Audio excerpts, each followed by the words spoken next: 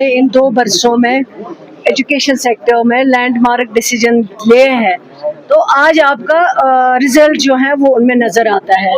और मैं समझती हूँ कि जितना टैलेंट, जितनी काबिलियत हमारे जम्मू कश्मीर के बच्चों में है, मैं नहीं समझती हूँ कि इतनी काबिलियत कहीं पे है। लेकिन सिर्फ इस काबिलियत को हमें इनकी मदद करके उस काबिलियत को आगे लाना है। और इन 2 बरसों में आप चाहे स्मार्ट क्लासरूमों की बात करें, चाहे जिस तरह के आज इन्होंने यहाँ बच्चों ने प्रोजेक्ट अपने लेके आए थे, चाहे आप इंफ्रास्ट्रक्चर, चाहे आप एनरोलमेंट की बात करें, क्योंकि एनरोलमेंट मतलब इतना एजुकेशन का मतलब हाल हुआ था।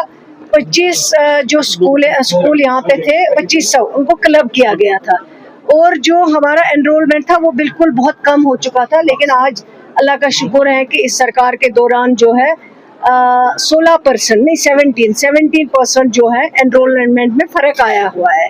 तो अब आगे जो हायर क्लासेस में अगर कहीं पे कमी है, उसका रीज़न ये है कि कई बच्चे जो हैं 10+2 के बाद जो है अपनी लाइन ले लेते हैं, कहीं बाहर चले जाते हैं, कोई यूनिवर्सिटीज़ में चले जाते हैं, कहीं और चले जाते हैं, तो वहाँ पे अगर थोड़ी सी कुछ कमी है। लेकिन मैं समझती हूँ कि इन 2 बरसों में जो हमारा एनरोलमेंट है उसमें ओवरऑल 17% जो है इजाफा है।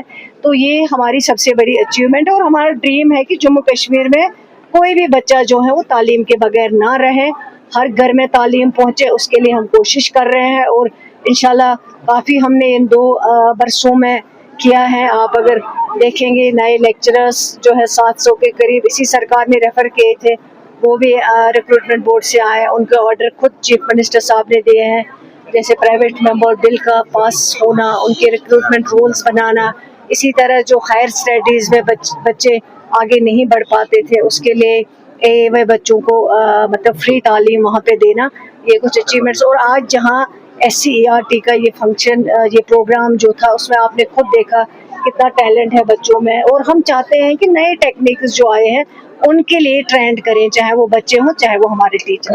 अभी कर रहे हैं कि हीट वेव एडवाइजरी भी है 23 से, क्या हम समझ सकते हैं कुछ आप समझ रहे हैं ताकि बच्चों को फिर से कुछ छुट्टियां मिले?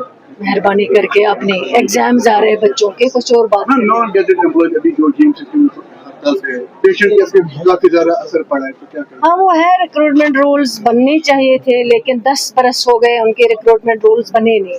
लेकिन मुझे खुशी है कि जब से ये सरकार बनी है इस पे काम हो रहा है, और मेरी उनसे बात भी हुई थी। उनकी जेन्युइन डिमांड है, कोई गलत डिमांड नहीं कर रहे, क्योंकि 10 बरस में नए जो GMCs हमारे हैं उनके रिक्रूटमेंट रूल नहीं बने, ना गैजेटेड ना नॉन गैजेटेड।